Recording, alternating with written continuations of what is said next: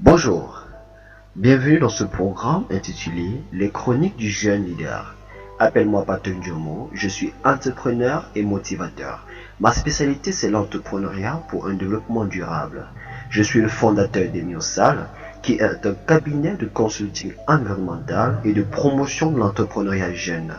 Notre slogan, Builder of Sustainable Development, constructeur de développement durable.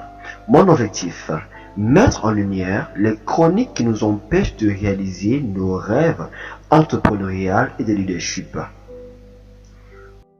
Bonjour à nouveau, ravi de vous avoir parmi nous et bénéficiaire de ce programme de partage d'expérience. Aujourd'hui, nous entamons le thème premier des chroniques du jeune leader, intitulé « Mauvais état d'esprit ». Ce thème considérera plusieurs chapitres. Nous avons retenu pour cette chronique 7 chapitres essentiels. Chapitre 1, manque de confiance en soi. Chapitre 2, esprit paisible et libération des forces intérieures. Chapitre 3, la défaite n'existe pas. Chapitre 4, problème personnel. Chapitre 5, changer sa pensée. Chapitre 6, ne rien regretter. Chapitre 7, réseau social et flexibilité. Pourquoi parler de confiance en soi en tant que leader? Pour ce premier chapitre, je me suis inspiré de la Bible, du livre La puissance de la pensée positive de Norman Vincent Peale, que je vous recommande fortement, de mes expériences personnelles et professionnelles, mais aussi de nombreuses pensées diverses sur la question. Confiance en soi. Croyez en vous. Croyez en vous et à vos capacités pour réussir et être heureux. Il faut avoir confiance en soi. Le sentiment d'infériorité empêche la réalisation des rêves, alors qu'une juste estime de soi permet au contraire leur entière réalisation. D'où l'importance d'avoir une attitude positive. Je me rappelle en 2019, lorsque je présentais l'épreuve finale du programme Business Challenge, initié par le ministère de la Jeunesse camerounaise, catégorie énergie renouvelable, j'avais une de ces pressions, à dire même que j'étais désespéré, car les compétiteurs étaient plus que qualifiés et sortaient de grandes écoles professionnelles. Moi, je cherchais encore ma sélection pour un Master 2 à l'Université de Yaoundé 1 dans une filière qui se rapprochait très faiblement aux énergies renouvelables. J'avais pour seul atout ma petite expérience dans le domaine, mon projet. Je me disais intérieurement, si j'échoue ici, ça veut dire que mon projet n'aboutira jamais. Mes amis me disaient, pour nous, tu es le meilleur, car, à part toi, nous ne voyons pas qui aurait pu aller aussi loin dans cette compétition dans notre groupe. L'un d'eux me répétait, si tu échoues, tant mieux. Si tu réussis, tant mieux. Parole qui nous fit tous rire à chaque fois et détendait l'atmosphère. En ces moments, je manquais cruellement de confiance en moi. Je me sentais inutile, découragé et déprimé. Avec le soutien de mes amis et beaucoup d'encouragement, j'ai repris confiance en moi. Je suis sorti victorieux, pas seulement de la compétition où j'ai eu le meilleur prix, mais aussi de mon manque de confiance en moi.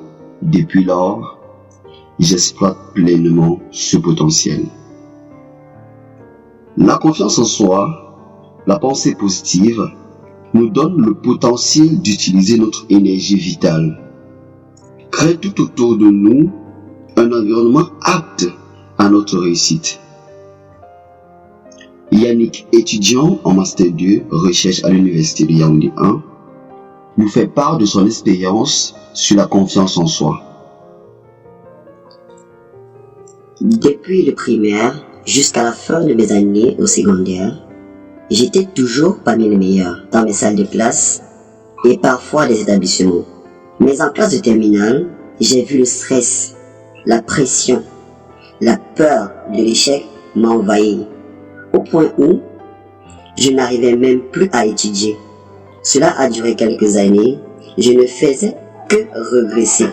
J'avais l'impression que tout était contre moi. À la veille des examens, à chaque fois, je tombais malade. Le stress et la mauvaise pression étaient pour beaucoup. Mais après que j'ai pu cerner mon problème, je fais d'énormes progrès. La Bible y est pour beaucoup, mais aussi les conseils parentaux et des amis. Aujourd'hui, je me sens confiant et prêt à exprimer tout mon potentiel. Quelques conseils et exercices à mettre en pratique. Article 1. 2 formules efficaces. Se répéter toujours ces phrases simples. Qui veut peut. Pourquoi pas moi? Pour le premier, je l'ai adopté en classe de 5e lors d'un grand duel de gymnastique contre mon camarade et pour moi. Ça m'a fait du bien car même les figures les plus compliquées à réaliser à notre niveau m'étaient devenues faciles et je les réalisais sans difficulté. Cette phrase est devenue notre slogan après qu'il a décidé que l'on fasse équipe. Le second, c'est depuis la classe de première et je l'adopte jusqu'à aujourd'hui. Prenez ces phrases comme des potions magiques pour booster votre confiance en vous. Article 2. Cherchez les causes de votre complexe d'infériorité. Il en existe plusieurs.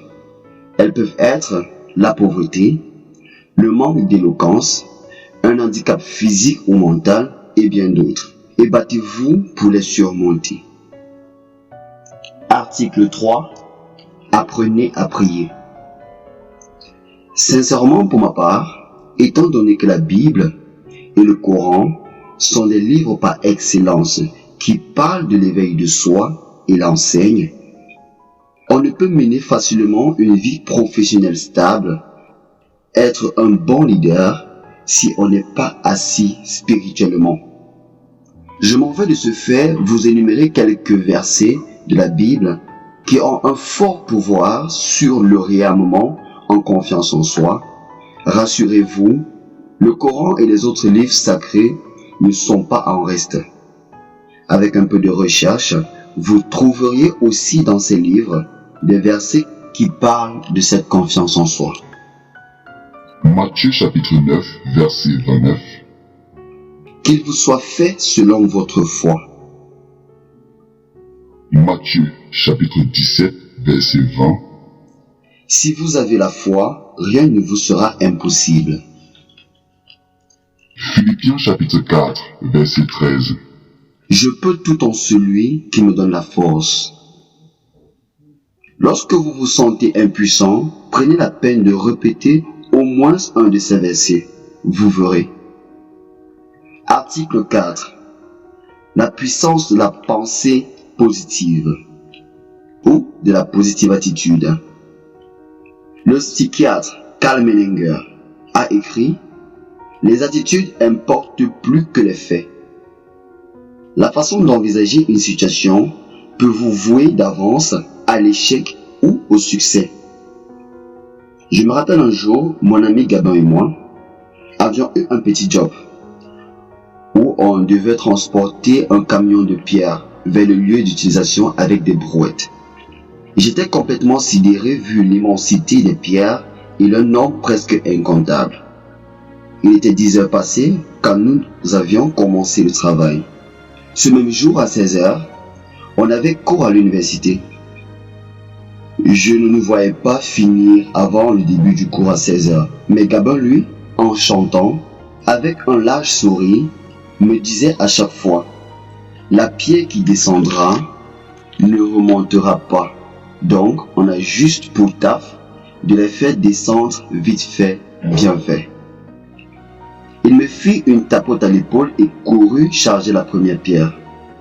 Son rythme de travail me fit l'effet d'un catalyseur et c'est comme ça que le travail de justesse a été livré avant le début de notre cours. Avoir la confiance en son potentiel, aborder les événements sous un jour positif, ce qui ramènera invariablement les événements à leur juste mesure. Article 5. Savoir ses points forts et avantages. Toujours dresser une liste de ses points forts et avantages sur une situation, afin d'avoir une meilleure approche et de se dire toujours que Dieu est avec nous et pour nous face à cette situation. Le brillant conférencier Norman Vincent Peale, dans son livre La puissance de la pensée positive, nous donne 9 règles à suivre pour gagner en confiance en soi. La première, se faire une image de notre réussite et l'imprimer de façon indélébile. Tout ce que tu demandes te sera donné si tu as la foi. Deuxième règle, opposons les pensées négatives qui nous traversent l'esprit volontairement aux idées positives. Troisième règle, n'édifions pas d'obstacles imaginaires et minimisons les prétendues difficultés. Quatrième règle, ne cherchons pas à imiter autrui même si on nous en impose. Cinquième règle, 10 fois par jour, répétons ces mots dynamiques. Si Dieu est pour nous, qui sera contre nous? Romains 8, verset 31. Sixième règle, consultons des professionnels compétents qui sauront nous renseigner sur les causes réelles de notre sentiment d'infériorité. Septième règle, 10 fois par jour, prononçons l'affirmation suivante à haute voix. Je puis tout par celui qui me fortifie. Philippiens 4, verset 13. Huitième règle, faisons une estimation honnête de nos forces personnelles, puis accordons-nous 10 à 100 points supplémentaires, sans tomber dans le culte du moi. Cultivons le respect de nous-mêmes. Neuvième règle et dernière, remettons notre sort entre les mains de Dieu. Je suis entre les mains de Dieu. Rappelons-nous que Dieu est avec nous et personne ne peut nous abattre. Sentons son flot vivifiant couler en nous. Le royaume de Dieu est au-dedans de vous. Luc 17, verset 21. Croyons que nous recevons maintenant sa force et nous le verrons. Réponse aux questions des internautes. Première question. Bonjour. Pourquoi vous commencez le programme par l'état d'esprit? Ce programme débute par la chronique Mauvais état d'esprit parce que l'état d'esprit a un impact très important sur les objectifs que l'on se fixe et sur notre réussite en général.